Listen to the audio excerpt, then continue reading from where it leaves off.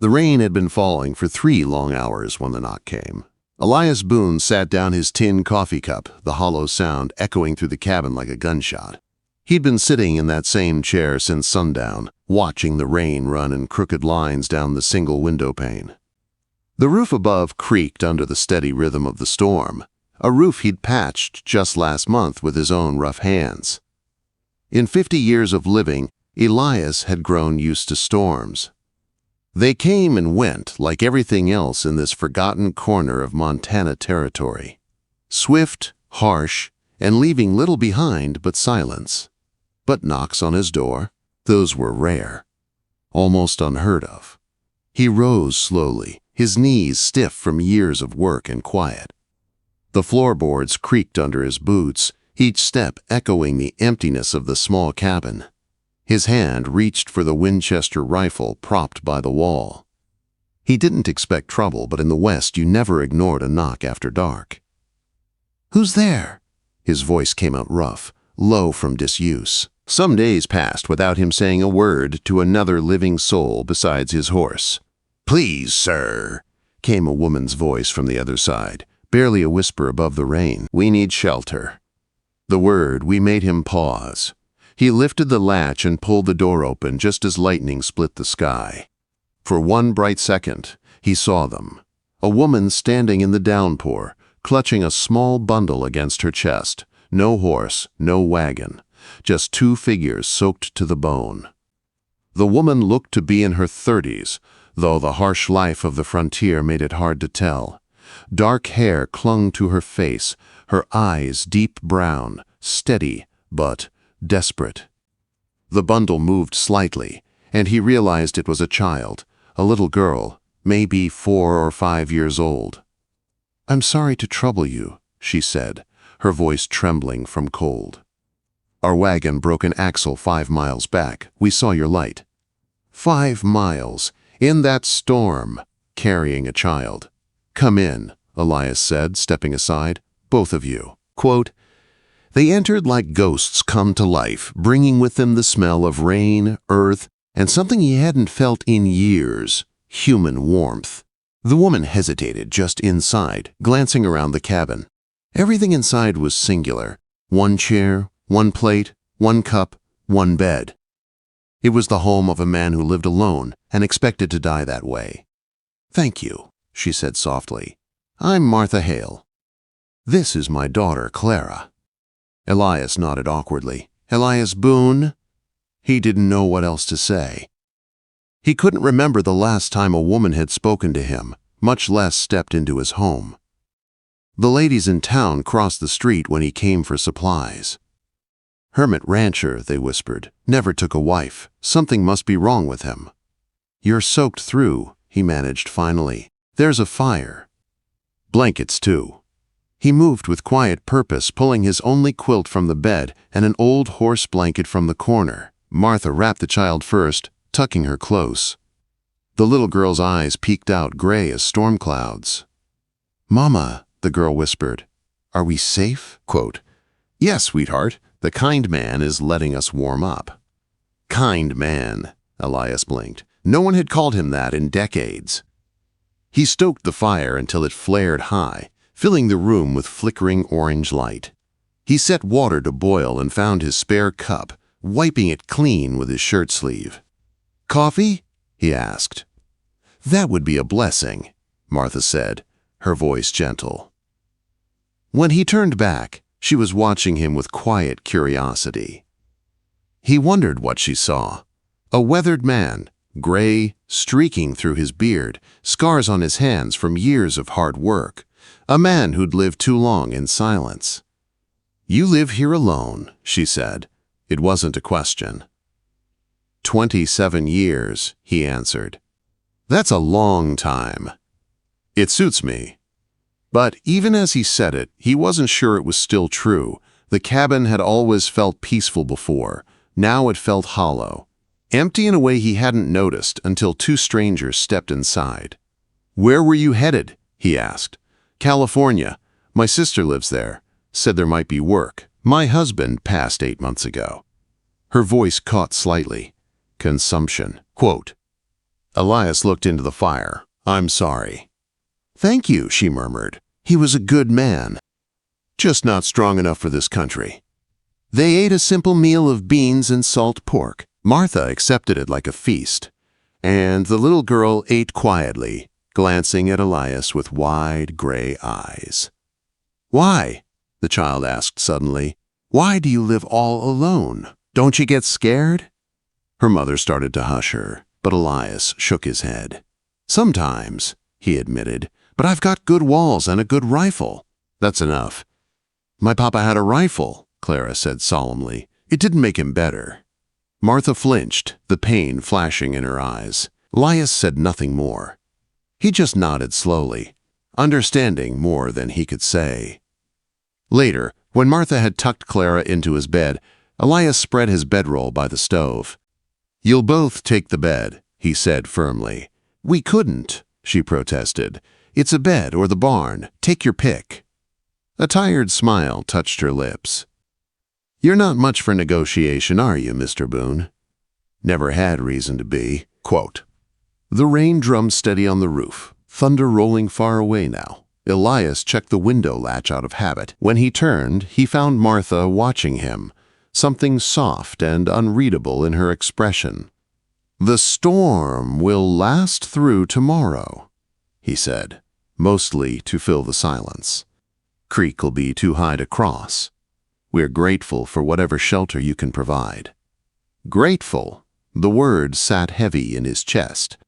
People weren't grateful to Elias Boon. They avoided him, laughed behind his back. He'd learned to live with it. But now, in the quiet glow of the fire, with the sound of rain outside and the gentle breathing of a woman and child within, he felt something shift deep inside him, something small but alive. As he lay on the floor that night, listening to the storm and the unfamiliar sound of other hearts beating under his roof, Elias Boon realized that for the first time in 27 years, he wasn't entirely alone. And that frightened him more than any thunder. The rain didn't stop for 3 days. Elias woke that first morning to the sound of soft footsteps on the wooden floor. When he opened his eyes, Clara stood beside his bedroll, staring at him with those serious gray eyes. For a moment, he forgot where he was. Or rather, he forgot he wasn't alone. "Mama's still sleeping," she whispered, as if sharing a secret.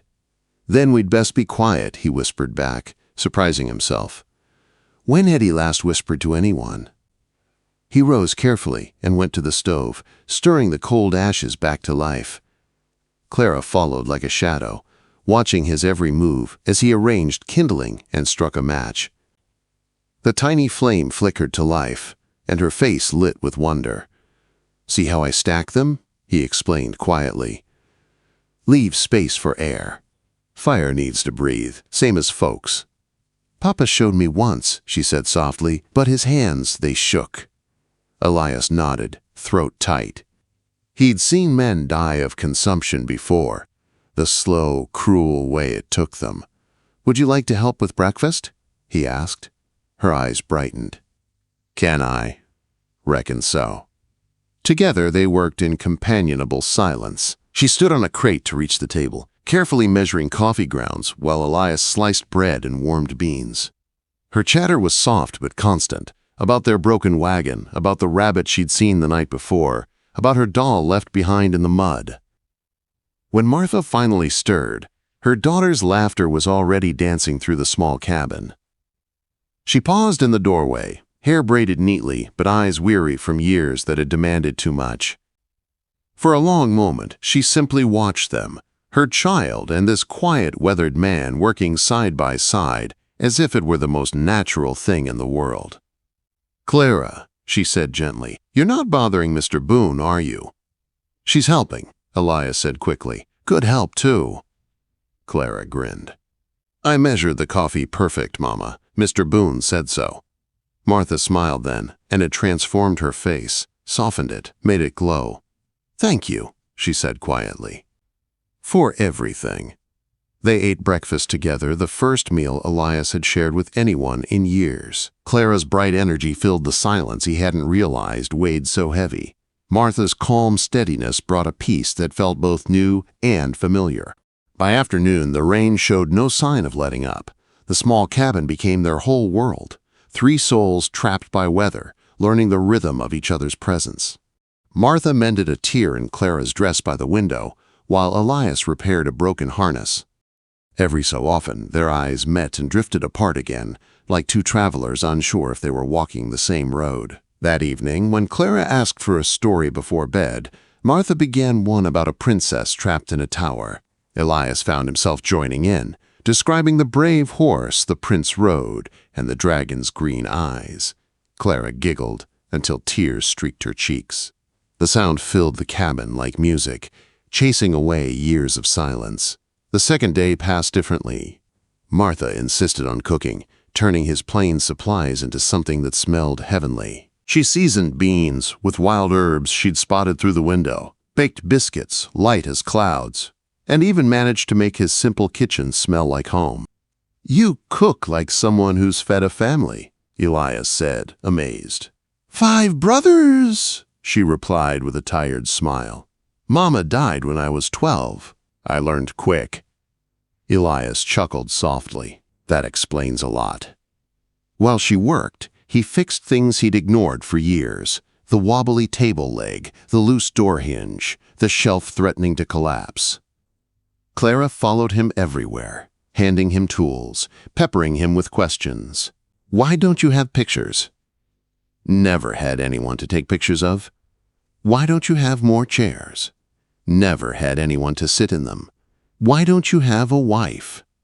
That one stopped him cold. Martha looked up from the stove, hands dusted with flour, eyes unreadable. Elias cleared his throat, buying time. "Some men just aren't meant for wives," he said. "Why not?" Clara asked, her voice innocent and unafraid. He paused, hammer in hand. "You know how some horses run better alone than in a team? It's like that." Clara frowned thoughtfully. "But even alone, horses come back to the barn at night. They don't stay outside forever." Elias had no answer for that. Martha hid a small smile behind her hand. "She's right, you know," he grunted, pretending to focus on the table leg, but her words stuck to him like burrs. Impossible to shake off. That night, after Clara had fallen asleep, Martha sat by the fire sewing, while Elias carved a small wooden horse. Silence stretched between them. The comfortable kind that didn't need filling. Finally, Martha spoke softly. "I should tell you, Henry, my husband. He was a good man, a teacher back in Ohio. He thought the West would give us a better life." Elias nodded, listening. "He was wrong about his lungs," she continued, "but not about the better life. Even with everything that's happened, I wouldn't go back." "The West changes people," Elias said, "makes them into what they really are, for better or worse." "What did it make you?" she asked. He stared into the fire for a long time. "Honest, I suppose. Can't lie to yourself out here. Not for long. The land won't let you." "And what's your truth, Elias Boon?" Her voice softened his name in a way he wasn't used to hearing. "That I'm a man who knows how to be alone," he said finally. She smiled sadly. "That's not a truth, Mr. Boon. That's a habit, and habits can be broken." Outside, the rain felt gentler now, like a tired song winding down. Inside, the silence between them shifted, not empty, but full of unspoken questions, of something warm and dangerous growing quietly beneath the sound of the storm. When Elias finally lay down by the fire, he didn't sleep easily. He kept seeing Martha's face in the glow of the flames, kept hearing her words echo in his mind. Some habits can be broken. He turned onto his side, listening to the soft breathing from the bed where the widow and her child slept. For the first time in 27 years, Elias Boon found himself wishing morning would come slower, just so the night could last a little longer. By the third morning, the rain eased into a fine mist. The air smelled of wet pine and fresh earth. Elias stepped onto the porch, stretching stiff muscles, breathing in the clean scent of a world washed new. Behind him, laughter drifted from inside, the sound of Martha teaching Clara how to fold a blanket properly. He smiled without meaning to. It felt strange, the way his face changed when he did. They'd been snowed in for 3 days that had felt like a lifetime, and part of him dreaded the sun. The storm had forced them together. The clear sky meant they could leave. After breakfast, Martha gathered her few belongings, now dry and neatly folded.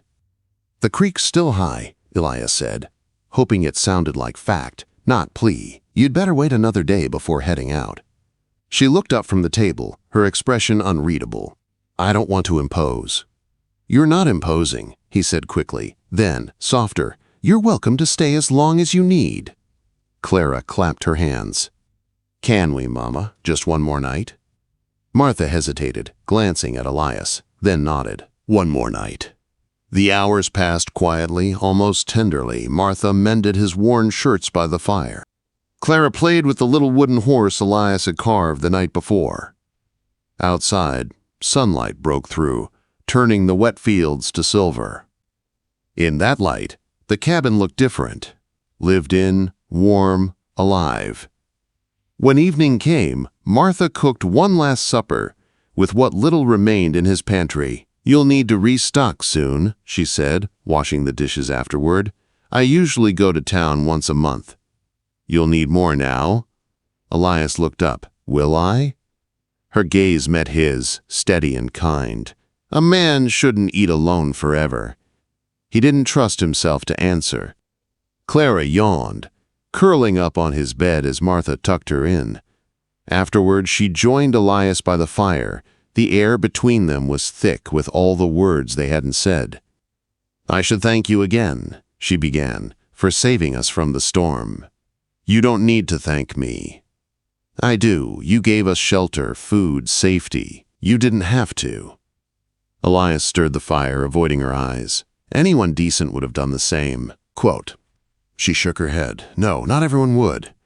They sat in silence for a long time. The flames crackled softly, painting the walls in shades of gold. Finally, Martha spoke again, her voice quiet but firm. "When I left Ohio, I didn't think I'd survive another winter. I was running on hope and nothing else. But you," she stopped, searching for words, "you remind me there's still kindness in the world." Elias looked at her then, really looked. The faint lines at the corners of her eyes, the strength in her posture, the tired grace of a woman who'd fought too many battles and refused to surrender. He wanted to say something, anything, but the right words wouldn't come. "I'm no good with speeches," he said finally, "but this cabin, it's been empty a long time. Feels different now." Her lips curved slightly. "Different good or different bad?" Quote. He met her gaze. "Good." The word hung between them like a promise. When he finally turned in for the night, Martha and Clara were already asleep. The firelight flickered softly across their faces. Elias stood there for a moment, hands rough and trembling. He'd spent half a century believing peace meant silence. Now, he wasn't so sure. The next morning, the sky was clear, and the world gleamed as if reborn. Martha packed what little they had, tying bundles with careful precision. Clara ran circles in the yard, her laughter echoing across the valley. Elias helped secure their things in the wagon, each knot tightening around his heart. "Martha," he said quietly, "California's a long way, maybe too far to travel alone." "I've come this far," she said. "I can finish it." He hesitated. "And if you stayed?" Her hand stilled on the bundle. "Here?" "You and Clara. This place could be yours too. I've got more land than I can work. Cabin's big enough if a man tried." She looked at him a long moment, eyes soft and searching. "Elias, I don't want your pity." "It ain't pity," he said quickly. "It's—" He stopped. The word love felt too big, too sudden, too impossible. "It's wanting something I thought I'd stop needing." Her breath caught, and for a heartbeat neither moved. Then Clara called, breaking the spell. "Mama! Mr. Boon, look, a rainbow!" They turned together. Across the clearing, a bright arc stretched from one mountain ridge to another, the air still shimmering with mist. Martha smiled. "Maybe that's a sign." "Of what?" Elias asked. "That storms don't last forever." He wanted to reach for her hand, but didn't. Instead, he nodded toward the horizon. "If you change your mind before you reach the pass, there'll be a light in this window." She nodded slowly. And if you ever find yourself heading west, look for a garden with sunflowers taller than the fence. That'll be Clara and me." She climbed into the wagon. Elias lifted Clara up beside her. The little girl hugged his neck tight. "Goodbye, Mr. Boon." "Goodbye, little miss. Be good for your mama." "I will." As the wagon rolled away, the wheels leaving deep tracks in the wet earth, Elias stood at the gate, watching until they disappeared beyond the ridge. The silence that followed was heavier than any he'd known before. Inside, the cabin felt too quiet, too still. The blanket Martha had folded lay across the chair. The small wooden horse rested on the table where Clara had left it. He sat down and poured himself a cup of coffee. It tasted different, emptier somehow. The fire crackled in the stove, and the sound of the rain from those first nights echoed in his memory. Elias Boon had lived 50 years alone without ever feeling lonely, until now. He thought of Martha's smile, of Clara's laughter, of the rainbow stretching over the valley, and in that stillness, something inside him changed. He didn't know if he'd ever see them again, but for the first time he understood what his life had been missing. Not peace, not solitude. Love, the kind that walks in during a storm, carrying a child and hope in her arms, and leaves a man forever changed. Elias Boon stared at the empty doorway and whispered, "Come back safe." Outside, the sky turned gold, and somewhere far beyond the hills, a wagon rolled toward California, and maybe, just maybe, toward home.